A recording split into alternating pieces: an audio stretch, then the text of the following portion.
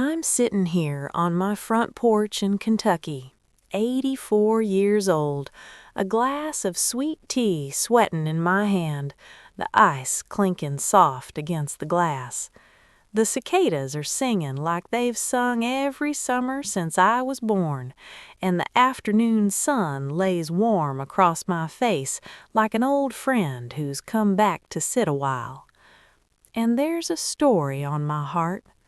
A story I've been carrying for more than 50 years. A story I never told my children, never told my grandchildren. A story most folks around here either forgot or rewrote in their own minds to make themselves comfortable. My name is Evelyn May Turner, but back then, in 1969, I was Evelyn May Collins. And when I walked away, this town decided who I was without ever asking me. They said I was heartless. They said I was ungrateful. They said I abandoned a good man who was only trying to help me. Some whispered I was troubled. A few even said I was crazy. But I wasn't crazy. I was a young woman trying to survive. And I'm old enough now that I don't care what anyone thinks. I'm telling this story because somewhere out there is a young woman standing at the edge of something dangerous, wondering if leaving makes her weak. Sometimes walking away isn't weakness. Sometimes it's the bravest thing you'll ever do. I remember the night as clear as if it happened yesterday. June 14th, 1969. I was 21 years old, but I felt 100. I left everything behind that night. The house my daddy built with his own hands, the 40 acres he worked himself half to death to own, the land that held my mama's grave and every childhood memory I had. I walked out in the middle of the night with one dress, one small suitcase, and a heart so heavy I thought it might stop beating right there in the dark. People who still remember sometimes ask me, "Evelyn, why did you disappear like that? Harold seemed like such a good man, respectable, went to church, owned a business. What could have been so bad?" And I just smile. Because they never knew, nobody knew, except me, him, and the doctor he paid off. My husband planned to have me committed to the state mental hospital, not because I was sick, not because I needed help, but because my daddy left property in my name, and the only legal way Harold could get it was if I was declared mentally unfit. In 1969, in a small Kentucky town, that didn't take much. A husband's word, a doctor's signature, a woman's life gone. I found the papers, hidden in the back drawer of his desk in a brown file folder.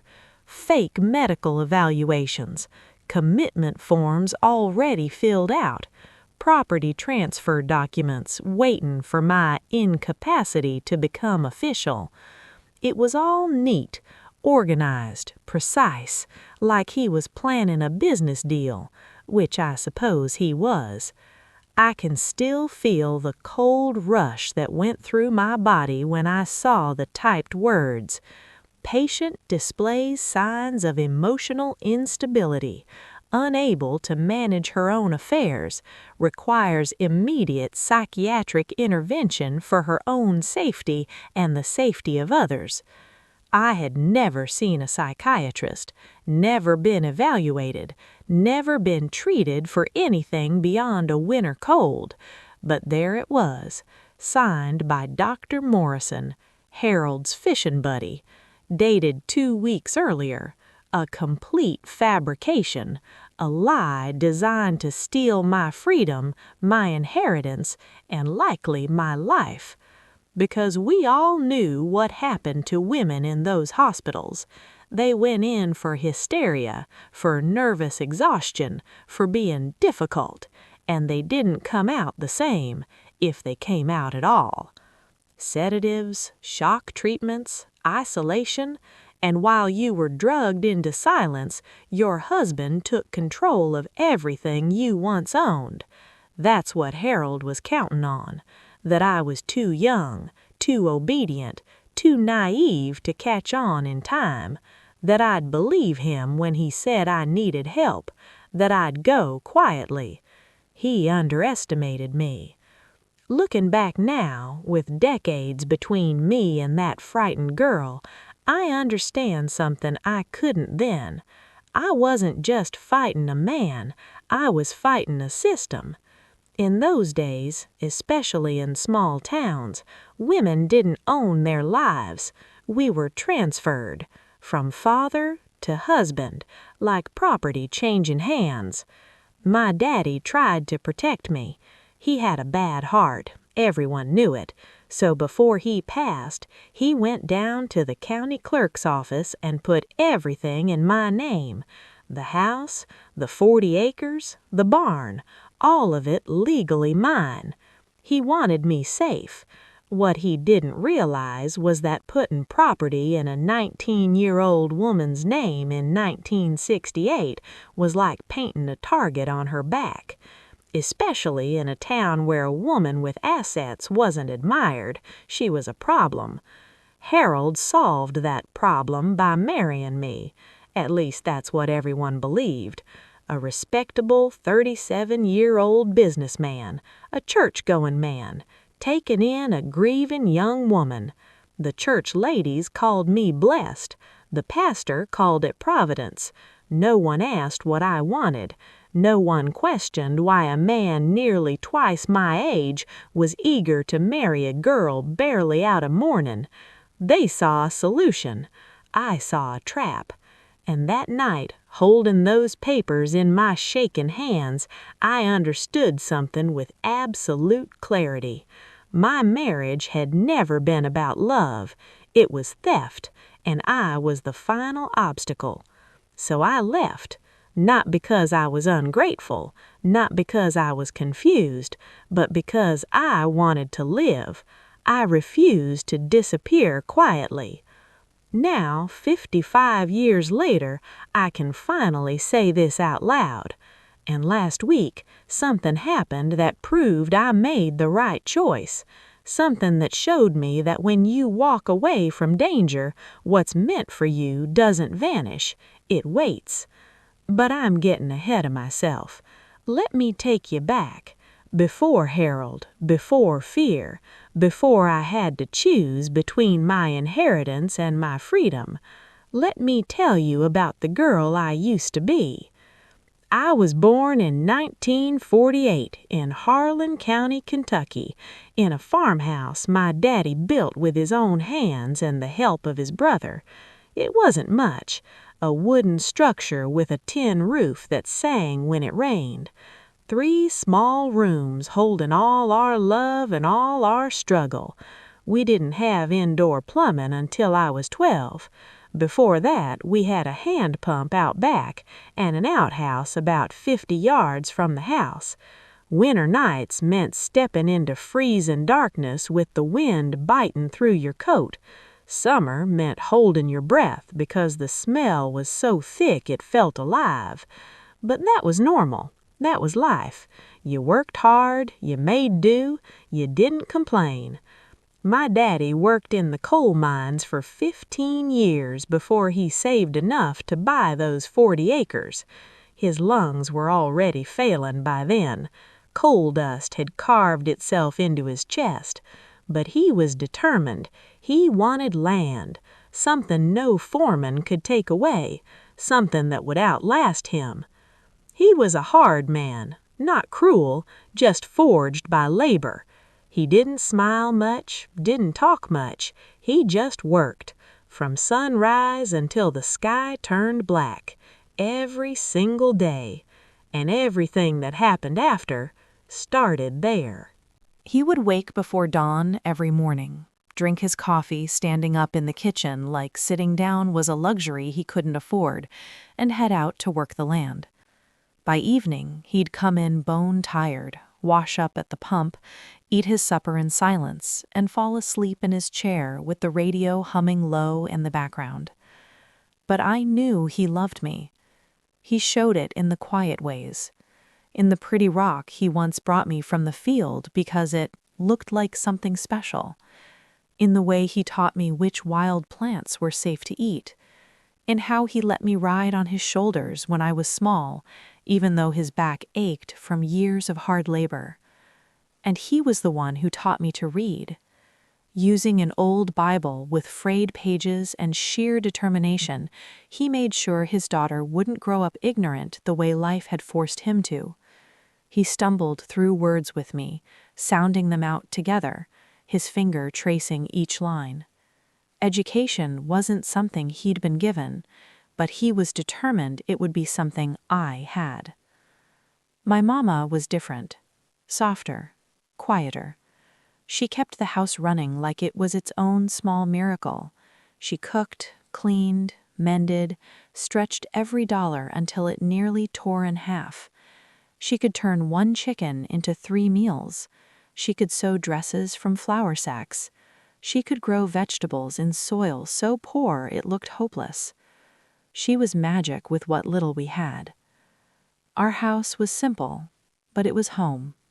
Plain wooden walls, some lined with old newspapers for insulation. Rough plank floors that gave you splinters if you dared walk barefoot. A wood-burning stove heated the main room and cooked every meal. Mama kept that fire alive nearly year-round, feeding it kindling and logs Daddy and I chopped and stacked. Out front was a small porch. On Sunday afternoons, the only day he allowed himself rest, Daddy would sit there, rocking slowly, smoking his pipe, staring out at the land he'd worked so hard to own. Sometimes I'd sit beside him. We wouldn't talk. We'd just exist together in the quiet. Behind the house stood a small barn with 2 cows, a few chickens, and whatever pigs we were raising that year. From the age of 7, the chickens were my responsibility. Every morning before school, I'd scatter the corn and collect the eggs. Those eggs were precious. Some we kept, most we sold in town to help cover expenses. I loved those mornings, even when the air bit cold or rain soaked my dress. There was something sacred about standing there with chickens clucking at my feet, the sun rising over the hills, the farm slowly waking up around me. School was 3 miles away, a 1-room schoolhouse holding about 20 children of all ages. I walked there every day with the neighbor kids, my lunch in a tin pail, usually a biscuit with preserves, maybe an apple if we were lucky. Our teacher, Miss Hadley, was young and bright, fresh from somewhere up north. She had ideas about education that felt almost radical for our quiet corner of Kentucky. She encouraged me. She lent me books from her own small collection. I devoured them. Little Women, Anne of Green Gables, anything I could get my hands on. I loved learning. I dreamed of becoming a teacher one day. But it was just a dream. Girls like me, from families like mine, didn't go to college. We finished high school if we were lucky, then married and started families. That was the way of things. On Sundays, we attended the small Baptist church in town. Everyone we knew sat in those pews. Reverend Caldwell preached fire and brimstone sermons about sin, redemption, and the proper roles of men and women. "Wives, submit to your husbands," he'd thunder. "The man is the head of the household as Christ is the head of the church." The women nodded, including my mama. It wasn't questioned. Men led, women followed. Men decided, women obeyed. It was what God wanted, what the Bible said, what society expected. I believed it too. It was simply the air we breathed. After church, the women gathered in the basement for potluck while the men stood outside talking about crops and weather. The women talked about recipes, children, and mostly their husbands, what they wanted, what they said, what they needed. Their lives revolved around them. I watched my mama live that way.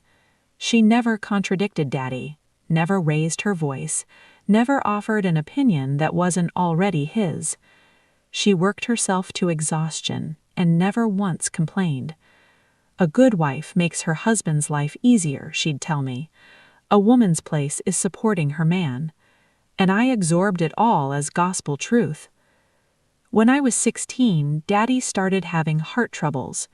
He'd get winded doing simple chores. He'd stop mid-task to rest. Mama begged him to see a doctor. "Doctors cost money we don't have," he'd say. "I'm fine, just getting old." But he wasn't fine. In February 1967, 2 months after my 19th birthday, he collapsed in the barn when feeding the cows. By the time I found him and ran for help, he was gone. Heart attack, the doctor said. Probably quick, probably not much pain. Small comfort. We buried him in the church cemetery on a gray day that matched the inside of my chest. I stood in my one black dress, watching them lowering the only man who had ever protected me into the ground. I felt untethered. Mama stood beside me, crying softly. I held her hand. We were both thinking the same thing. What do we do now? Then we learned about the will. Daddy had gone quietly to a lawyer in town. No one knew. He'd put everything in writing. The house, the land, the barn, all of it. And he left it to me. Not to Mama, which would have been expected. To me. 19 years old. The lawyer said Daddy had been clear. He said his wife would be cared for by her daughter, but he wanted the property in Evelyn's name so no one could take it from her. He said she was smart, strong, deserved something of her own. I cried when I heard that. Cried because Daddy believed in me more than I believed in myself. Cried because I'd never get to thank him. Cried because I had no idea how I was going to carry that weight. What I didn't cry about, because I didn't yet understand, was this. Being a young, unmarried woman who owned land in rural Kentucky in 1967 was dangerous. I was a target. But I didn't know it yet. I was just a grieving girl trying to keep the farm running, take care of my mama, and survive in a world that suddenly felt bigger and harsher without my father standing between me and it. That's when Harold Whittemore came calling, and that's when everything began to unravel. Harold Whittemore owned the feed store in town. Not large, but steady business. Every farmer needed feed and seed and supplies. He'd inherited it from his father and ran it with the same stern efficiency, same hard lines, same strict credit rules. I knew him, of course. In a town that small, you knew everyone. He was in his mid-30s, never married, which folks found odd but didn't openly discuss. A church deacon, third pew every Sunday, sang hymns in a deep bass that carried through the sanctuary. He wasn't handsome. Average height, stocky, thinning brown hair combed straight back, small eyes that never quite smiled, hands soft from counting money instead of working soil. He came to our house about a week after the funeral. Mama and I were still moving through those days like ghosts, cooking because we had to, feeding animals because they needed it, breathing because that's what bodies do. He knocked at the door holding a covered dish. "Mrs. Collins? Miss Evelyn? Just wanted to offer my condolences. Brought a casserole from the church ladies. Thought you might need it." Mama invited him in. And that was the beginning. "Your daddy was a good man," Mama said softly, almost pleading. "But he made a mistake putting that burden on you. He should have known better. Now we're in this situation, and Mr. Whitmore is the answer. Please, Evelyn, please don't be stubborn about this." I felt trapped, cornered. No matter which way I turned, someone was there telling me I had no choice, that this had to happen, that refusing would be selfish, immature, even sinful. Day after day, the pressure pressed down on me until I could barely breathe. And finally, worn thin and too exhausted to keep fighting, I said yes. Not because I wanted to, not because I believed it was right, but because everyone insisted this was the only way forward. Because at 19 years old, I did not know how to stand against the full weight of my church, my town, and my own mother. The wedding was set for May, barely 3 months after Daddy's death. Quick, people whispered, but understandable under the circumstances. I moved through those weeks like a ghost. Mama sewed a simple white dress by hand. The church ladies planned a modest reception in the basement. Punch, cake, folded napkins. Harold handled everything else. The courthouse paperwork, the preacher, the logistics. My only task was to show up and say 2 words. I do. The night before the wedding, I sat on my bed and cried quietly into my pillow. Through my bedroom window, I could see Daddy's land stretching out under the moonlight. It felt like I was saying goodbye to more than a home. I was saying goodbye to the girl I had been. Mama came in and sat beside me. "Tomorrow's a big day. You should get some sleep." "Mama, I'm scared." "Every bride is scared, honey. That's natural. Mr. Whitmore is a good man. He'll take care of you. You'll see." But he wasn't a good man, and he wasn't going to take care of me. He was going to try to break me. I just didn't know that yet. The wedding took place on a Saturday morning in May of 1967 in our small church in Kentucky. Maybe 30 people attended, mostly congregation members, a few neighbors, and some of Harold's business associates. I wore the white dress Mama had sewn and carried a small bouquet of wildflowers Mrs. Patterson had picked that morning. I felt nothing. No joy, no excitement, just numbness spreading through me like winter frost. Reverend Caldwell spoke about submission and duty, about God's design for marriage. He instructed me to honor and obey. He told Harold to lead and provide. When the moment came to say "I do," the words caught in my throat. For 1 second, just one, I considered staying silent. But Mama sat in the front pew, tears shining in her eyes. Harold's hand gripped mine tightly, almost painfully, and the entire room waited. So I said it. I do. And just like that, I was no longer Evelyn May Collins. I was Mrs. Harold Whitmore. His wife, his responsibility, his property in every way that mattered in 1967 Kentucky. The reception was punch and cake in the church basement. Harold stood beside me, his hand resting possessively on my lower back, while people congratulated him. They told him how lucky he was. They told me how blessed I was. They told us what a fine Christian couple we made. Not one person asked if I was happy. If anyone noticed that I barely spoke or smiled, they likely assumed it was bridal nerves, a shy young bride overwhelmed by her new role. We did not go on a honeymoon. Harold said the store couldn't be closed that long. Instead, we drove straight from the church to his house, my house now, I suppose, a tidy 2-story home on Maple Street, just 3 blocks from the store. He had lived there alone since his father died 5 years earlier. It was orderly, structured, everything precisely placed, as if the house itself followed rules. Nothing was meant to be disturbed. He gave me a brief tour: kitchen, parlor, 2 bedrooms upstairs, bathroom with indoor plumbing, which he mentioned as though it were a grand gift. Then he told me to change out of my wedding dress and make lunch. "I have to go to the store for a few hours. There's food in the icebox. I'll be back by 3. And he left. Left me alone in that unfamiliar house on my wedding day, expected to transform into a wife as easily as flipping a switch. I changed into a plain dress and made cold chicken sandwiches. When he returned, he ate without comment and instructed me to clean up while he reviewed paperwork in his office. That was my wedding day. No romance, no tenderness, just immediate expectation. The first week I tried.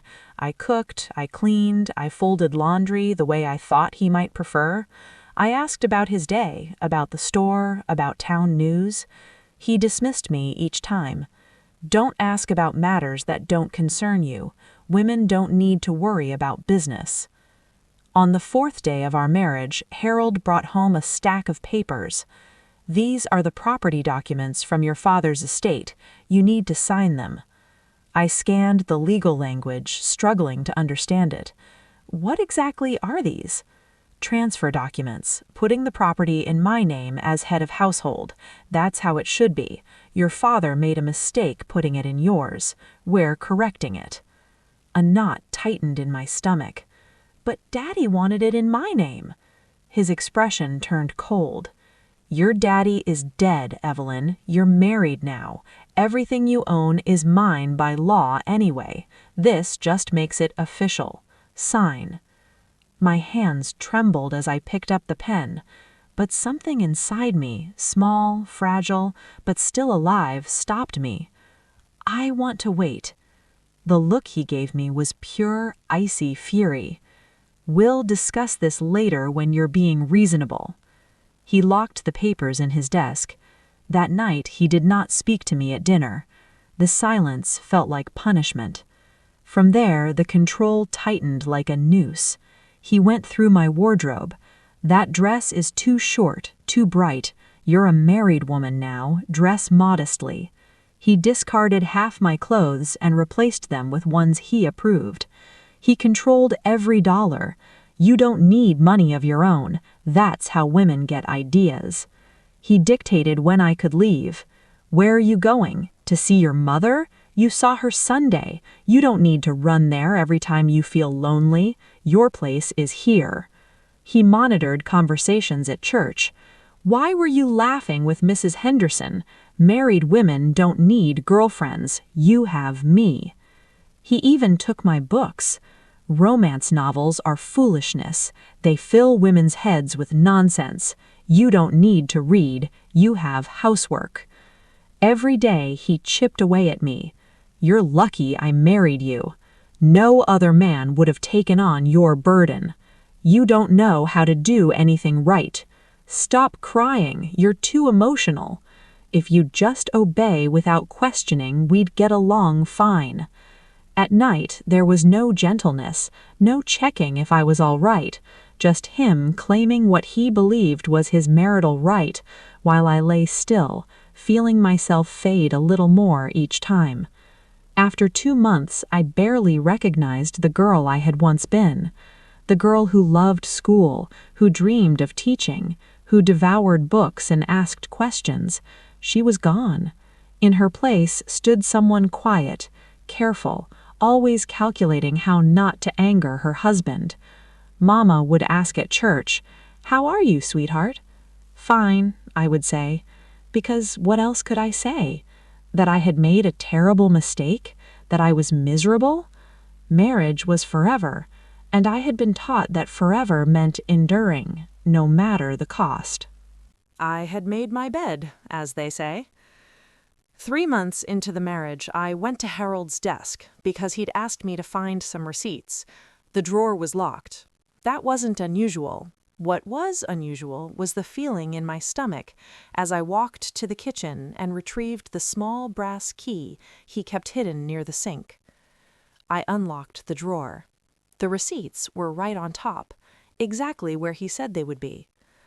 But beneath them was something else, a manila folder, with my name written neatly across the tab. I knew I shouldn't open it. I knew if Harold caught me, he would be furious, but my hands moved anyway, slow, disobedient, almost detached from my body. I lifted the folder, opened it, and that's when my world exploded. Because what I found inside wasn't just proof that Harold had married me for control. It was proof that he intended to erase me entirely. He wasn't planning to simply manage my property. He was planning to have me declared insane, committed, locked away. And once I was gone, everything I owned would legally become his. The papers were meticulous. medical evaluations I had never attended, psychiatric assessments I had never given, diagnoses of conditions I did not have. Every page signed by Dr. Morrison, Harold's close friend from church. And at the bottom of the stack, a commitment form, already filled out, ready to be filed. Patient name, Evelyn May Whitmore. Diagnosis, severe emotional instability with risk of harm to self and others. Recommended treatment, immediate psychiatric hospitalization at Central State Hospital. My hands trembled so violently I could barely hold the papers, but I forced myself to read every word. I needed to understand exactly what he had planned. This had been the strategy all along. Marriage first, legal control. Institutionalization second, permanent removal. It was brilliant in its cruelty, respectable, lawful, a concerned husband protecting his troubled young wife. And in 1967 Kentucky, it would work. All it would take was one doctor's signature. My life would be over. I was hurriedly putting the papers back when I heard the front door open. Harold was home early. His footsteps echoed through the living room, steady, unhurried, moving toward the kitchen. My heart slammed against my ribs. The folder was still open, the papers scattered, the key still in the drawer. I scrambled to stack the pages, but my hands wouldn't cooperate. They slipped, dropped, trembled uncontrollably. Somehow I forced them back into order, shoved the folder into the drawer, turned the key, pulled it free. "Evelyn? Where are you?" "In here." My voice sounded high, strained, unfamiliar. "In the office. You asked me to find those receipts." I slid the key into my dress pocket just as he appeared in the doorway. His eyes swept over me, the desk, the drawer. "Did you find them?" "Yes, sir, right here." I held out the receipts and prayed he couldn't see the shaking in my fingers. He took them slowly, glanced down, then looked back at me, then at the drawer. "Was the drawer locked?" "Yes, sir. You told me where the key was, remember? Last week you said if I ever needed something from your desk, the key was in the kitchen drawer by the sink." The lie came effortlessly, calm, confident. I don't know where it came from. He studied me. Suspicion lingered in his eyes, but eventually he nodded. "All right, go start dinner. I have work to do in here." I left quickly. In the kitchen, I pulled out pots and pans with hands that would not steady. I could hear him moving around in the office, checking, verifying, making sure everything was exactly where he'd left it. I don't remember what I cooked that night. My mind was racing. The papers were real. The plan was real. He was going to do this. The question wasn't if, it was when. The commitment form hadn't been dated. Maybe he was waiting, building a case, creating a pattern, gathering evidence. Or maybe I had just sped up his timeline by almost getting caught. Dinner was torture. I sat across from him and watched him eat, but now I saw him clearly. This wasn't just a controlling husband. This was a predator. He had stalked carefully, married strategically, and now he was preparing to eliminate the obstacle. Me. "You're quiet tonight," he said over his coffee cup. "Just tired." "You're always tired lately. Headaches, crying spells, complaints." His tone was clinical, observational.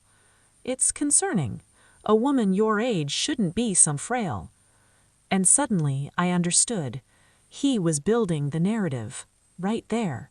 Every emotion, every tear, every moment of stress, he was documenting it in his mind as evidence of instability. "I'm fine," I said carefully. "Just need more sleep." "I've been thinking maybe you should see Dr. Morrison, just to be safe." My blood ran cold. "That's not necessary." "I insist. In fact, I already made you an appointment. Thursday at 2. 3 days away. The trap was tightening faster than I expected. That night I lay awake beside him, listening to him snore peacefully, and I felt a terror deeper than anything I had ever known. There was no safe reaction. If I cried, unstable. If I stayed calm, emotionally detached. If I protested, combative. If I remained quiet, withdrawn. The game was rigged. The next morning, after Harold left for the store, I walked to Mama's house. She was washing dishes when I came in and smiled warmly. "Evelyn, what a nice surprise. Coffee?" "Mama, I need to talk to you." We sat at the kitchen table and I told her everything. About the folder, the commitment papers, Dr. Morrison, Harold's real intentions. I watched her face shift, confusion, disbelief, then something that looked disturbingly like fear. When I finished, she was silent for a long moment. "That's a very serious accusation." "It's not an accusation. I saw the papers. They had my name on them." "Are you sure you didn't misunderstand? Maybe those documents were from years ago. Maybe you got confused." "They had my current name, Evelyn May Whitmore. There's no confusion." She twisted her hands together. "But Harold is a deacon, a respected businessman. Why would he do such a thing?" "For the land, Mama. Daddy put everything in my name. If I'm declared insane, Harold gets control of it all." She looked shaken. "What do you want me to do?" "Come with me to the sheriff or a lawyer, someone who can stop this." Her face drained of color. "I can't do that. Accuse your husband? The scandal would ruin us. And what if you're wrong?" "I'm not wrong. Mama, please." She stood abruptly, wringing her hands. "You're putting me in an impossible position. Harold is your husband. You're supposed to trust him, submit to him. If there are problems in your marriage, that's between you, him, and God. He's going to lock me away." She hesitated, and then she said the words that broke something inside me. Maybe you do need to see Dr. Morrison. You've been so anxious lately. Maybe you're not handling the stress of marriage well. Maybe Harold sees something we don't." It felt like a slap. "You're thinking I'm crazy, too?" "I think you're overwhelmed. Your father's death was hard. Marriage is hard. Maybe medical attention would help you adjust." I stood slowly, backing away. "You're not going to help me." "Evelyn, honey, you're going to let him do this. You're going to stand there and let him lock me away and take everything Daddy left me." And in that moment, I understood something even more terrifying. I was completely alone. "And you're going to tell yourself it's for my own good.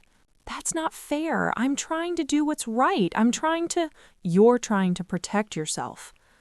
The words came out sharper than I meant them to, but they were true. Because if she stood with me, if she dared to help me, the church ladies would turn on her too. She'd be whispered about, judged, frozen out. It was easier to believe I was the problem than to risk becoming one herself. She began to cry. "I don't know what you want from me." I wanted my mother to protect me. But I saw it then. That wasn't going to happen.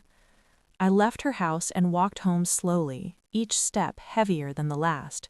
My final hope had fallen away. Mama was too afraid, too conditioned to defer to male authority, too worried about her place in that small Kentucky community. I was completely alone. That afternoon I started planning. Not planning to fight. I knew better than that. I couldn't win a fight. The system was built against me, a young woman's word against a respected businessman and a well-regarded doctor in 1967 Kentucky. I would lose before I even began. No, I started planning to run. It felt impossible. I had no money. Harold controlled everything. No car. He drove me anywhere I needed to go. Nowhere to stay. No family who would take me in. No friend I could trust with something this dangerous. But I had no choice. stay and be institutionalized, or run and take my chances. That evening when Harold came home, I acted normal, made dinner, cleaned up, said nothing about the appointment with Dr. Morrison, now only 2 days away. That night when he fell asleep, I moved. Slowly, carefully. His pants were draped over the chair. I reached into the pocket and pulled out his wallet. $43. I took 20, enough for a bus ticket, not enough to be noticed immediately. I put everything back exactly as it was. In the kitchen, I packed food that wouldn't spoil, bread, cheese, apples, and hid it deep in the closet. I found my daddy's old suitcase in the attic and tucked it behind the winter coats. The next day, while Harold was at work, I gathered clothes, underwear, a sweater, a plain dress. I packed them quietly and hid the suitcase with the food. I was really doing this. Thursday came, the day of the appointment with Dr. Morrison, the day the process of having me committed was meant to begin. I made breakfast, watched Harold eat. "Ready for your appointment this afternoon?" he asked. "Yes," I lied, but I wasn't going to that appointment. While Harold believed I was sitting in Dr. Morrison's office being evaluated for insanity, I was going to be on a bus heading far, far away. I just had to survive until then. Wednesday night, I barely slept. I lay in the darkness beside him, listening to his steady breathing, watching shadows crawl across the ceiling, terror rising in waves. 2 o'clock tomorrow. Once I stepped into that doctor's office, the wheels would turn. A report would be written, papers filed, doors locked. I'd heard the stories about those state hospitals, overcrowded wards, heavy sedation, electric shocks, rooms where difficult women disappeared. My great-aunt had been sent to one in the 1930s. Nervous problems, they said. Last anyone knew, she was still there. No one visited anymore. It was easier to pretend she didn't exist. That would be me. Harold would visit once or twice, for appearances, then less, then never. People would murmur how tragic it was, how burdened poor Mr. Whitmore must feel, how hard he tried to help his troubled young wife. And eventually they would stop asking about me at all. He would have everything, the house, the land, the freedom, maybe even a new young wife with something else he wanted. Around 3 in the morning he rose to use the bathroom. I closed my eyes, kept my breathing steady. He returned to bed. Then, into the darkness. "You know what tomorrow is." My heart nearly stopped. I didn't answer. "I know you're awake, Evelyn. I can tell by your breathing." I opened my eyes. "The doctor's appointment." "Are you nervous?" His voice was almost warm. "You shouldn't be. Dr. Morrison is a good doctor. He's going to help you." "Help me."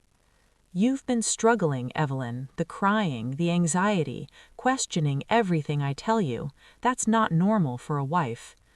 I stared at the ceiling. "The doctor will evaluate you properly, and whatever he recommends will follow, because I care about you." The lie was smooth, practiced. If I hadn't seen the papers, I might have believed him. "What if there's nothing wrong with me?" I asked quietly. "Then he'll say so," Harold replied.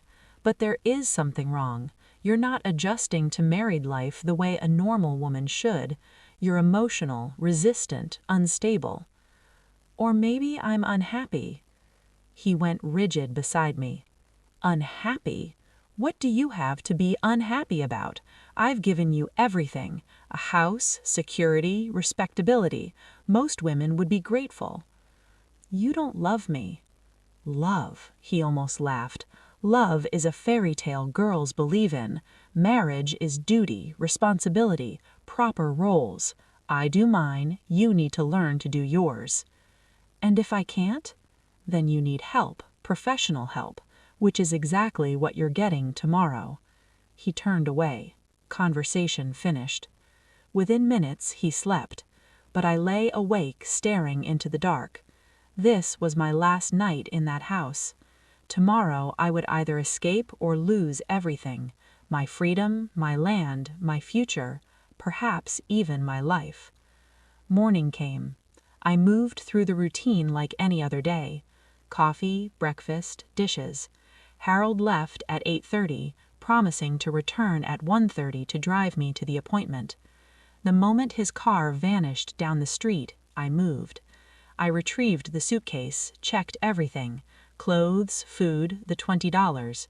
Then I added what mattered most: Mama's photograph, Daddy's pocket watch I'd hidden from Harold, and the deed to the property, proof the land was mine. If I was running, I was taking my proof. I changed into my plainest dress, pinned my hair simply, no jewelry, nothing that would draw attention. I needed to look invisible. At noon I wrote 2 letters. One to Mama, telling her I loved her but I couldn't stay and let Harold destroy me, that I hoped one day she would understand. The second to Harold. Short. I'm not sick, I'm not crazy, I just want to be free. Don't look for me. I left both letters on the kitchen table, picked up the suitcase, took one last look at the house that had been presented to me as a home, but had only ever been a prison. And I walked out. 12:15. Harold would return in just over an hour. The bus station was downtown, a mile and a half away.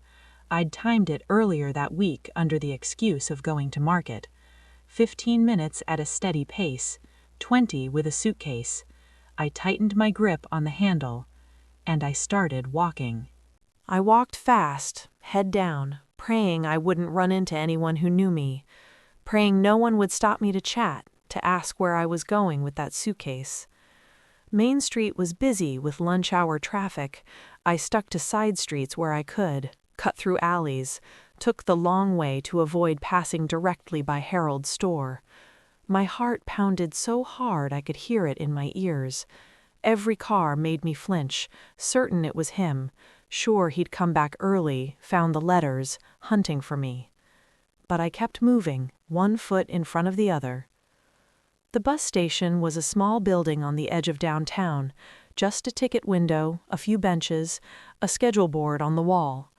Only one other person was there, an old man asleep on a bench, hat pulled low over his face. I went to the window. When's the next bus out of town? The clerk, a middle-aged woman with cat-eye glasses, looked up from her magazine. Where are you headed? Anywhere. What's the next bus leaving? She raised an eyebrow but checked the schedule. Lexington leaves at 1:15, that's in 20 minutes. I'll take a ticket. One way or round trip? One way. She studied me more carefully, taking in my plain dress, hastily packed suitcase, nervous energy. I could see her piecing it together. Young woman, traveling alone, one-way ticket, looking over her shoulder. That'll be $6.50. I handed over the money with shaking hands. She gave me the ticket and a long look. Bus'll board in about 10 minutes. You can wait over there. I sat on one of the hard benches, clutching my suitcase and ticket, watching the clock tick forward with agonizing slowness. At 1:12, a car pulled up outside, a green Chevrolet. Harold's car. My blood turned to ice. I watched through the window as he got out, looked around, and started toward the station door.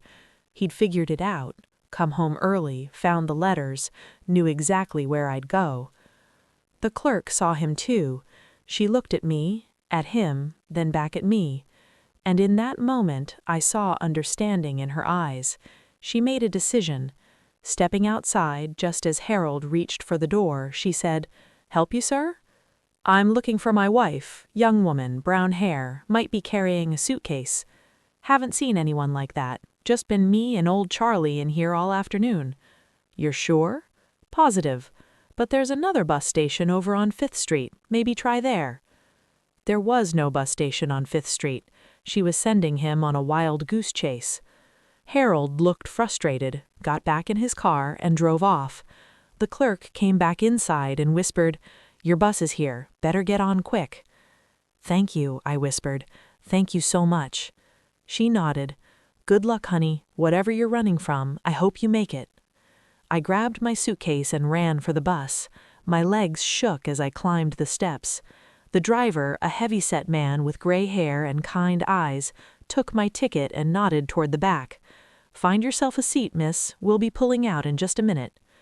I walked down the narrow aisle past scattered passengers, a woman with 2 small children, a businessman reading a newspaper, a young soldier in uniform sleeping against the window.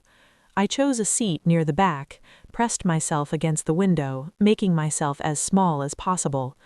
Every second the bus sat there felt like an eternity. I kept watching the parking lot, terrified I'd see that green Chevrolet return. Imagined Harold bursting onto the bus, dragging me off, everyone watching as he claimed his poor disturbed wife had run away and needed to be taken home. But the minutes ticked by. The driver closed the door. The engine rumbled to life. We were moving, leaving town. Through the window, familiar landmarks passed: the hardware store where Daddy bought supplies, the church where I'd been married just 3 months earlier, the road to Mama's house. Everything I'd ever known, my whole world, rolled past and disappeared behind us. I started crying. Quiet tears streamed down my face as I pressed my hand over my mouth to muffle any sound.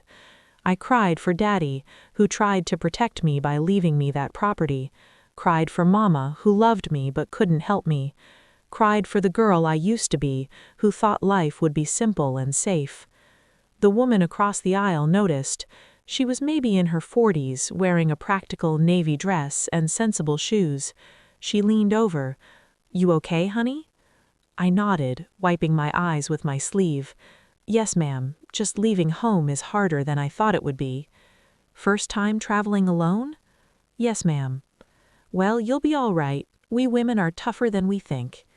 She settled back into her seat, and I was grateful she didn't ask more questions. The bus rolled through Kentucky, past farms and small towns, landscapes that looked like home but weren't. With each passing mile, the tight band of fear around my chest loosened just a little. Harold didn't know where I was, couldn't follow me. By the time he figured out which bus I'd taken, I'd be long gone. After about 3 hours, we reached Lexington. I got off the bus, small suitcase in hand, standing in the station, staring at an unfamiliar city bigger than any place I'd ever been. I had about $13 left, not nearly enough to live on. I needed work fast, needed a place to stay, needed to survive. The station had a payphone on the wall.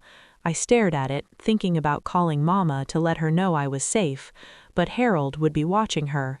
Mama might feel obligated to tell him where I was. She'd see it as her Christian duty to help him find her troubled wife. No, I couldn't risk it. I stepped out into the evening air, the sunset painting the sky orange and pink. I needed somewhere to sleep tonight. Tomorrow I could look for work. Tonight I needed safety. I walked downtown past closing shops, restaurants, emptying office buildings, feeling lost, alone, completely out of my depth. That's when I saw it, a sign in a window: boarding house for women, clean rooms, reasonable rates. I knocked. A tall, thin woman in her 60s answered, steel gray hair in a bun, sharp blue eyes taking me immediately. "Help ya?" "I saw your sign about rooms, just temporary until I find work." She looked me over, cheap suitcase, plain dress, red eyes from crying. "You runnin' from something, girl?" I hesitated, then gave a version of the truth. "Bad marriage, ma'am. Needed to get out." She nodded. "No judgment here. Half the women in this house have similar stories. I'm Mrs. Crawford. You got any money?" "A little, not much." "Well, I can give you 1 week, room and breakfast included. After that, you'll need to pay or find somewhere else. $3 for the week. Can you manage that?" "Yes, ma'am." "Good. Come on in." The boarding house was old but clean, with worn furniture and the smell of cooking cabbage. Mrs. Crawford showed me to a small room on the 2nd floor, just enough for a narrow bed, a dresser, and a chair. It locked from the inside, and the window looked out over the street. Bathrooms were at the end of the hall, shared with 3 other girls. Breakfast was at 7 in the dining room. No men upstairs, no drinking, no loud noise after 9. Break the rules and you're out. Understood? Yes, ma'am. Thank you, Mrs. Crawford. She paused at the door, looking at me with something that might have been kindness. What's your name, girl? I almost said Evelyn Whittemore, but that was Harold's name. I didn't want to be her anymore. Evelyn Collins, I said, using my maiden name, my real name. Well, Evelyn Collins, welcome to Crawford House. You look like you've had a hard day. Get some rest. Things will look clearer in the morning. After she left, I sat on the bed and breathed. I'd done it. I'd escaped. Relief mixed with terror because I had no idea what came next. I had almost nothing left. No money, no job, no real skills except cooking and housekeeping. I was alone in a strange city where nobody knew my name, nobody knew my story, and nobody cared about the woman I used to be. Back in Kentucky, Harold was probably searching for me, or pretending to search for me. I could almost hear him speaking to people, telling them I'd had some kind of nervous breakdown. Maybe he would claim I'd been taken away for treatment. Maybe he would paint himself as the concerned husband. Would anyone believe him? I sat on the bed in my small boarding room and opened my suitcase. Inside was my father's old pocket watch, the only real thing I still owned from my past life. The property deed was useless to me now, since I couldn't access the land or the money tied to it. I opened the watch. It ticked steadily, calm, grounding, reassuring. I remembered my father's voice. Time keeps moving forward, Evelyn. No matter what happens, time keeps moving. I held the watch tightly. If time moved forward, then I had to move forward too. I had to be stronger than I felt, braver than I believed I could be. That night, lying in the unfamiliar bed inside the unfamiliar room, I made a quiet promise to myself. I wouldn't just survive. I would build a life that belonged to me. I didn't know how yet, but I would figure it out, and I would never go back to Harold Whittemore. The next morning, Mrs. Crawford knocked on my door at 6:30 sharp. "Breakfast in 30 minutes, she said, "and I have a job lead if you're interested." "Yes, ma'am," I said immediately, very interested. She said, "There's a diner 3 blocks from here. My cousin owns it. He needs a waitress. Starts at 60 cents an hour plus tips. It's not much, but it's honest work." 60 cents an hour. It was more money than I had ever earned in my life. Harold had never allowed me to work. He had controlled every dollar, every decision, every part of my independence. "That sounds perfect," I said. "Thank you." She waved her hand. "Don't thank me yet. Go talk to Pete. Tell him I sent you." I dressed in my one clean dress and walked to the diner with hope rising in my chest like something fragile and alive. Pete's diner was already busy even at 8 in the morning. The air smelled like coffee, bacon grease, and fresh toast. Construction workers sat at the counter reading newspapers. Businessmen ate quickly before heading to offices. Families sat in booths talking softly over breakfast plates. Pete himself was a large man with a stained apron and tired but sharp eyes. "Mrs. Crawford says you need work," I said nervously. "You ever waited tables?" he asked. "No, sir, but I can learn fast. I've cooked and served food before." He looked me up and down. "You look young. You in trouble with someone?" "No, sir, just trying to start over." He nodded slowly. "All right, I'll give you a try. 6 to 2, Monday through Saturday, 60 cents an hour, keep your own tips, don't steal, don't talk back to customers, show up on time. Can you do that?" "Yes, sir, I can." "Good. Start tomorrow, 6 a.m. sharp. Don't be late." Walking back to the boarding house, I felt something I hadn't felt in months: hope. I had a place to stay, a job, a chance, and Harold Whittemore was 100 miles away with no idea where I was. For the first time since I'd said "I do" in that church 3 months earlier, I felt like I might actually be okay. The first few months in Lexington were both the hardest and the best of my life. Hard because everything was unfamiliar. Hard because I was learning independence for the first time. Hard because every sudden noise made me jump thinking Harold had found me. But it was also the best time of my life because I was finally making my own choices. I was earning my own money, living by my own rules. Working at Pete's Diner was exhausting. I woke at 5 in the morning, walked 3 dark blocks to work, and started my shift at 6. The morning rush was brutal. Construction workers wanted coffee and eggs fast. Businessmen wanted quick meals before heading to offices. My feet ached, my back hurt.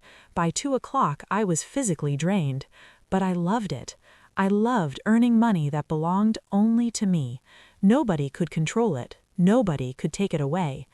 Pete was tough but fair. He taught me everything. How to balance 3 plates at once, how to memorize orders without writing them down, how to smile at rude customers even when you want to scream. Service work isn't for the weak, Evelyn, he told me, but it's honest work, and there's no shame in honest work. Ruby, the other waitress, became my closest friend. She was in her 40s, wore bright red lipstick, and had bleached blonde hair that was slightly messy from long shifts. "You're running from something," she said on my 3rd day. Not a question, a statement. I froze. "What makes you say that?" "Honey, I've worked diners for 20 years. I can recognize a woman running from a bad marriage." I swallowed. He was going to have me committed to a mental hospital so he could take my property. Ruby's face hardened instantly. "Son of a... Well, you did the right thing leaving. Don't ever go back. Men like that don't change. They just get worse." Having Ruby around made everything easier. She taught me which customers tipped well, which ones were cheap, and which men tried to touch waitresses when they passed. She taught me how to survive in that world. After work every day, I walked back to the boarding house, exhausted but proud. I counted my tips. I hid money in my suitcase, in my pillowcase, in the toe of spare shoes. I was building a safety net in case I ever had to run again. The other women at the boarding house became like family. Sarah worked in a textile factory. Margaret worked as a secretary in a law office. Betty cleaned wealthy families' houses. We sat together in the common room at night, sharing stories only when we felt safe enough.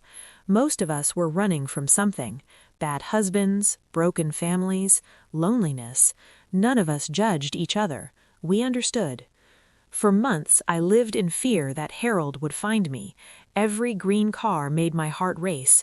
Every man in a business suit made me wonder if he had sent someone to find me. I had nightmares of Dr. Morrison showing up with commitment papers while people watched silently as I was dragged away. But time passed. Harold never appeared. Eventually, I started to believe I had truly escaped. Maybe he had decided I wasn't worth the trouble of hunting down. Maybe he told people I'd run off because of a breakdown. I didn't care. I just wanted him to leave me alone. And secretly, I hoped he was miserable. After 6 months at Pete's Diner, I asked for more hours. He gave me the 2 p.m. to 10 p.m. shift 3 nights a week, in addition to my morning shifts. It meant working nearly 60 hours some weeks. It meant sleeping less, but it also meant more money, more security, more distance from the helpless girl I used to be.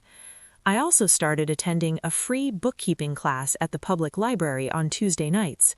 The teacher, Mr. Howell, was kind and patient. "You have a good mind for numbers, Miss Collins," he told me. "You should consider advancing this skill." For the first time in my life, I started believing I could have more than survival. I could have a future. In those quiet moments, I allowed myself to imagine a future that felt softer and kinder than my past. Maybe I could become a bookkeeper for a small business. Maybe I could trade the noise and rush of the diner for the calm order of an office. Maybe one day I could save enough money to rent a tiny apartment of my own instead of living in a boarding house. They were small dreams, but they were mine, and for the first time in a long time, they felt possible. About a year after leaving Kentucky, I finally gathered the courage to write to Mama. I didn't include a return address. I simply told her I was safe, I was working, and I was okay. I asked her not to tell Harold if he was still looking for me. I told her I loved her, and I was sorry for any pain I had caused. I never received a reply. I never knew if she had received the letter or if she had chosen not to respond. The silence hurt more than I expected, but I understood it. Mama had to live in that town. She had to face those people every day. Maybe it was easier for her to pretend I had simply disappeared. In the spring of 1971, 2 years after I escaped, Pete asked me to help train a new waitress. Her name was Linda. She was only 19, with a black eye she had tried to hide beneath layers of makeup. But I recognized that look immediately. Fear, shame, exhaustion from trying to pretend everything was fine. On her second day, during our break, I gently pulled her aside. "Your husband do that to you?" I asked softly. She looked startled and defensive. "I walked into a door," she said quickly. "No, you didn't," I said just as gently, "and you don't have to tell me if you don't want to. But I want you to know something. You don't have to go back. There are places you can go, people who can help." Her eyes filled with tears. "I can't leave," she said. "I've got nowhere to go. No money. Nothing." I smiled sadly. I left with $13 in a suitcase. 2 years ago, I was married to a man who wanted to have me committed so he could take my inheritance. I got out. I survived. And if I could do it, you can too. She didn't leave right away, but a few months later, she stopped showing up for her shifts. Later, Mrs. Crawford told me Linda had come asking for help. She had been connected to a women's shelter 2 towns away. That moment made me believe my suffering had not been meaningless. Maybe I could use what I had survived to help other women escape the same darkness. By 1972, 3 years after my escape, I had saved enough money to rent a small efficiency apartment. It was nothing fancy, just 1 room with a kitchenette and a small bathroom, but it was mine. I signed the lease using my maiden name, Evelyn Collins, and felt something inside me change forever. I bought secondhand furniture from a thrift store, a small table, 2 chairs, a lamp, a radio. Simple things, but they felt like treasures because I had earned them myself.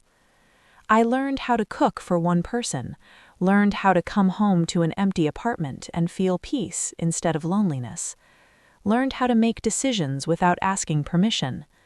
Most importantly, I learned who Evelyn Collins was, separate from being someone's daughter or someone's wife, and I discovered that I actually liked her.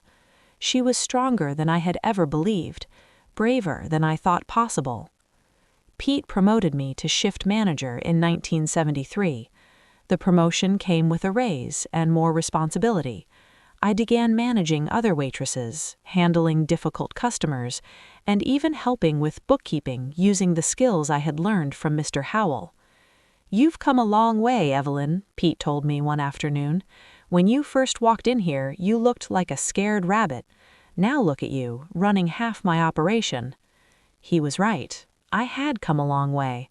From a terrified girl running away in the night to a woman with a job, an apartment, and a life of her own.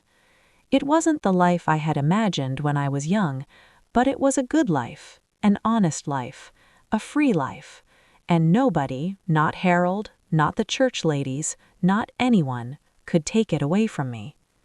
Sometimes I thought about the property back in Kentucky, my father's land, the house he had built. I imagined it was probably in Harold's hands now, though I had no way of knowing for sure. It hurt to think about him getting what he wanted, even if it came in a different way than he had planned. But I comforted myself with one truth. He may have taken the property, but he had never taken me. He had not broken me, he had not destroyed me, he had not locked me away. I had survived, and in surviving, I had won. That had to be enough. I lived in Lexington for almost 30 years, 30 years of building a life that belonged entirely to me. They were good years, mostly. Not easy, never easy, but good. I met Thomas in 1976, 7 years after I left Kentucky. He was a regular customer at the diner, coming in every Saturday morning for coffee and eggs. He was a mechanic who owned his own shop, with kind eyes and a gentle manner that reminded me a little of my father. He asked me out at least 6 times before I finally said yes. I was afraid of trusting a man again, afraid of losing the independence I had fought so hard to build, afraid that any man I let into my life would try to control me the way Harold had. But Thomas was patient. We dated for 3 years before he even mentioned marriage. When he finally did, he said, "Evelyn, I love you. I would be honored if you became my wife, but I know you have reasons to be cautious. If you want to stay just the way we are, I will stay right here with you." We married in 1979 in a simple courthouse ceremony. I was 31 years old, wearing a yellow dress I had bought myself. I was marrying a man I had chosen. It felt completely different from my first wedding in the church basement. When I said "I do" this time, I meant it with my whole heart. Thomas never tried to control me, never asked me to quit my job, never demanded to see my money or account for my time. We were partners, truly partners. We bought a small house together, saved money together, made decisions together. When we disagreed, we talked until we found a solution that worked for both of us. Thomas knew about Harold. I told him everything before we married. He deserved to know what he was walking into. He simply hugged me and said, "That man was a fool, and I'm glad you got away from him." We never had children. I never fully knew why. Maybe it just wasn't meant to be, or maybe part of me was still too scarred from those years with Harold to fully trust the future. But Thomas never blamed me, never made me feel like I had failed him. "We've got each other," he would say. "That's enough." I never went back to Kentucky, not once. I was too afraid of seeing Harold again, too afraid of reopening wounds I had worked so hard to heal. Mama died in 1982. I did not attend the funeral. That decision broke my heart, but I couldn't risk going back.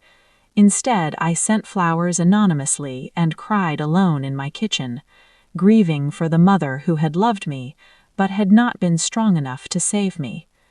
Occasionally, I heard news from Kentucky through people who moved to Lexington. I heard that Harold had remarried another young woman after I left, though that marriage didn't last. I heard she left him too. I heard his business declined, heard his reputation suffered. Good, I thought. I hoped he suffered. I hoped every day was miserable for him. In 1998, Thomas became sick with cancer. We fought it together for 2 years. In those quiet moments, I allowed myself to imagine a future that felt softer and kinder than my past. Maybe I could become a bookkeeper for a small business. Maybe I could trade the noise and rush of the diner for the calm order of an office. Maybe one day I could save enough money to rent a tiny apartment of my own instead of living in a boarding house.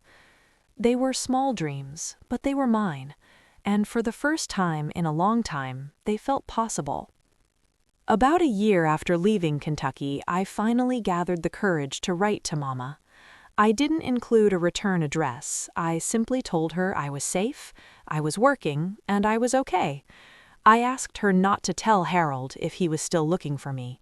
I told her I loved her, and I was sorry for any pain I had caused.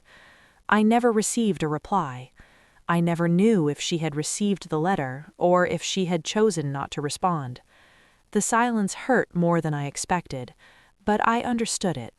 Mama had to live in that town. She had to face those people every day. Maybe it was easier for her to pretend I had simply disappeared. In the spring of 1971, 2 years after I escaped, Pete asked me to help train a new waitress. Her name was Linda. She was only 19, with a black eye she had tried to hide beneath layers of makeup. But I recognized that look immediately. Fear, shame, exhaustion from trying to pretend everything was fine. On her second day, during our break, I gently pulled her aside. "Your husband do that to you?" I asked softly. She looked startled and defensive. "I walked into a door," she said quickly. "No, you didn't," I said just as gently, "and you don't have to tell me if you don't want to. But I want you to know something. You don't have to go back." I sold the house Thomas and I had shared. There were too many memories trapped inside those walls, too much silence where laughter used to live. So I moved into a small apartment. I lived simply on my Social Security and the savings I had carefully built over the years.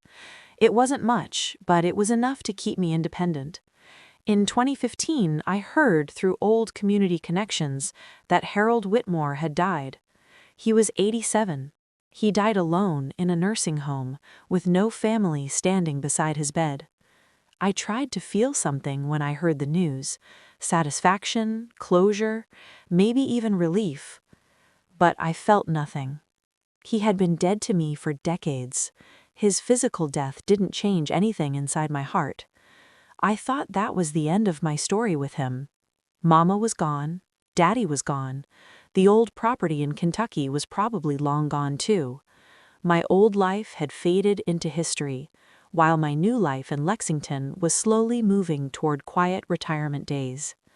Then, last year, everything changed. A letter arrived. It had been forwarded through several addresses before finally reaching me. The law office in Kentucky had been searching for me for months. They told me they had tracked me through old employment records and Social Security archives. They were handling the estate settlement for property that had once been in my father's name. According to their research, the property had never been legally transferred to anyone else. It was still in my name, Evelyn May Collins. After all these years, it was still legally mine. Harold had tried to take it. He had filed legal papers claiming spousal property rights. He had even attempted to have me declared legally dead after 7 years of absence. But he had never completed the process correctly. Without my signature or a proper death certificate, the transfer had never been finalized. So the property had sat in legal limbo for decades. Taxes were paid sporadically while Harold was alive. After he died, the land simply sat there, abandoned, waiting silently for me to come home. The lawyer asked if I wanted to claim it, if I was interested in finally taking possession of what my father had left me more than half a century ago. I sat in my apartment, my hands shaking as I read that letter. Then I cried. I cried for my father, who had tried so hard to give me something of my own. I cried for the young girl who had been forced to run away from everything she knew just to stay alive and free. I cried for all the lost years in between. Then I laughed, because Harold had lost in the end. He had tried to destroy me, tried to steal my inheritance, tried to erase me, and he failed. The property had been mine all along. It had been sitting there, waiting patiently for me to return. I wrote back immediately.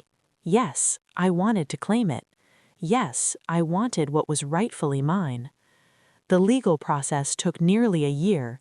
There were identity verifications, title research, legal disputes, and decades of abandoned paperwork to sort through. But finally, last month, I received the official deed. Clear title. No encumbrances. The property my father had left to Evelyn May Collins now officially belonged to Evelyn May Collins Turner. Mine. After everything, it was still mine. I am 84 years old now, too old to really start anything new with that land. I will probably sell it, donate it, or leave it to charity in my will. But that isn't the point. The point is that I won. I survived. I built a life on my own terms. And in the end, what was meant for me found its way back to me. Harold Whitmore spent his life trying to control women, trying to take what wasn't his, trying to destroy anyone who stood in his way. He died alone, bitter, with nothing left behind but the consequences of his cruelty. I spent my life fighting for freedom, fighting to be independent, fighting to be myself. Now I sit in my apartment, surrounded by things I chose, a life I built with my own hands, and a property deed that proves I never stopped being Evelyn May Collins, no matter how many names I had to carry or how far I had to run. That is justice. Not perfect justice, but justice enough. So here I am, 84 years old, sitting on my small apartment balcony in Lexington, Kentucky, holding that property deed in my lap. The sun is setting slowly, painting the sky in soft orange and pink light, and I am thinking about the girl I used to be. That terrified 21-year-old girl who left everything behind with nothing but a suitcase and desperate hope that somewhere, somehow, she could build a life worth living. And I did. Against all odds. Against all the voices that said I couldn't. Against systems that were designed to keep women like me trapped. I did it. It wasn't the life I had once dreamed of. I never became a teacher like I wanted. I never had children. I never lived in that farmhouse my father built. I never worked the land he had hoped I would inherit. I lost years to fear, lost years to hiding, lost years just trying to survive. But I gained something else. 41 years of honest work at Pete's Diner, 21 years of marriage to Thomas, a good man who loved me as an equal, not as property, friendships with women who understood what survival meant, and the chance to help other women find their way out of situations like the one I escaped. Most importantly, I had my freedom. Nobody owned me. Nobody controlled me. Nobody could tell me who I had to be. That property deed is more than legal paper. It is proof. Proof that my father's love was stronger than Harold's cruelty. Proof that even when systems are unfair, justice can still find a way. Harold thought he was clever. He thought he had planned everything perfectly. Marry the young girl with property, declare her insane, take everything, move on. It should have worked in 1969 Kentucky. It should have been easy. But he made one mistake. He underestimated me. He thought I was too young, too naive, too obedient to fight back. He was wrong. I found the papers. I ran. And in running, I saved my own life. People would have called me selfish back then. They would have said I should have stayed, worked it out, trusted my husband, submitted to authority. Some people might still say that, but I know the truth. Walking away wasn't selfish. It was survival. It was choosing life over captivity, choosing freedom over control, choosing my own future over someone else's version of my life. And I want to say this to anyone who needs to hear it. Walking away does not make you a failure. Sometimes walking away is the bravest choice you can make. I think about all the women who didn't escape, the ones trapped in mental institutions, their spirits broken by medication and electric shocks, the ones who stayed in marriages that slowly drained the life out of them, the ones who tried to run but were caught and punished for daring to want freedom. I was lucky. Lucky that a bus clerk lied for me to Harold. Lucky that Mrs. Crawford gave me work. Lucky that Pete hired me. Lucky that I wasn't found in those early vulnerable years. But it wasn't only luck. It was choice. Every day I chose survival. Every day I chose independence. Every day I kept building a life that belonged to me. Last week I received another package. Inside was an updated deed from the county clerk's office. Evelyn May Collins Turner, sole owner. There was also a note from a clerk named Patricia, a woman I don't remember meeting. She wrote that she had been researching the property's history and was moved by my story. She said justice is slow, but it comes eventually. I cried again when I read it, but these were good tears, healing tears. Because she was right. Justice was slow. It took 55 years, but it came. Now I am thinking about the property itself. part of me wants to visit, to stand on the land my father worked so hard to buy, to walk through the house he built with his own hands. But I am old now, the journey feels too hard, and maybe some memories should remain exactly where they are, preserved in the heart. So I have decided to donate the property. There is an organization that helps women escape domestic violence. They provide safe housing, job training, and legal assistance. They have agreed to take the land. Maybe that is how the story should end. Not with anger, not with revenge, but with freedom helping create more freedom. And as I sit here watching the sunset, I feel something I have chased my entire life.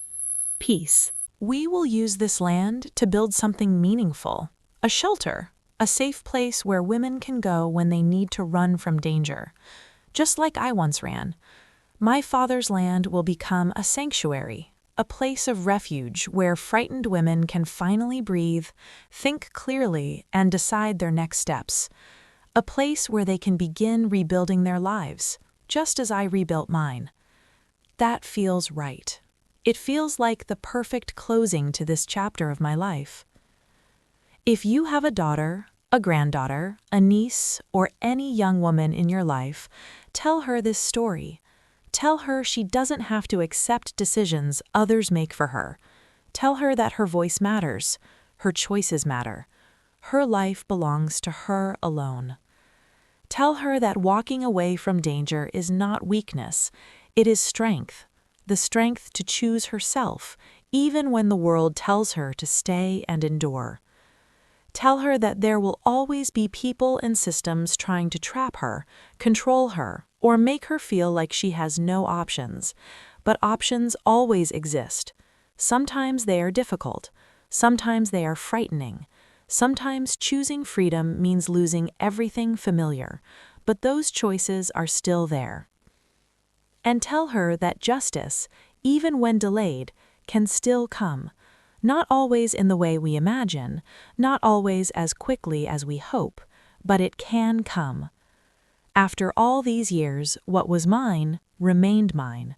Not because anyone defended it for me, but because my father loved me enough to put it in my name, and because I was brave enough to walk away before anyone could take it from me. I walked away in 1969. People called me heartless, ungrateful, foolish. But I was none of those things. I was just a young girl trying to stay alive, trying to stay free, trying to hold on to my identity in a world that wanted to erase me. I left with only $13 in my pocket, scared but determined. And over time, that scared girl grew into a woman who built her own life, found love, gave love, survived hardship, and eventually received what was always rightfully hers. My name is Evelyn Mae Collins Turner. I am 84 years old, and this is my story, a story of survival, strength, patience, and justice that was slow but never truly lost. This is a story I am finally ready to share. And if somewhere out there another young woman is feeling trapped the way I once felt, believing there is no way out, I want her to know there is always a path forward. It may not be easy, it may take everything she has, but she can do it. She can walk away, she can rebuild, she can survive. I know because I did. And if I could do it in 1969, you can do it today. Be brave, be strong. Remember that you deserve a life that belongs to you, always and completely yours. And now, I want to hear from you. Where are you listening to this story from? Did it touch your heart? Do you know someone who needs to hear this message? Leave a comment, share your story. Let's remind each other that we are never truly alone and that freedom is always worth fighting for. Thank you for listening. Thank you for caring. Thank you for being here. Remember, walking away does not mean weakness. Sometimes it is what saves your life.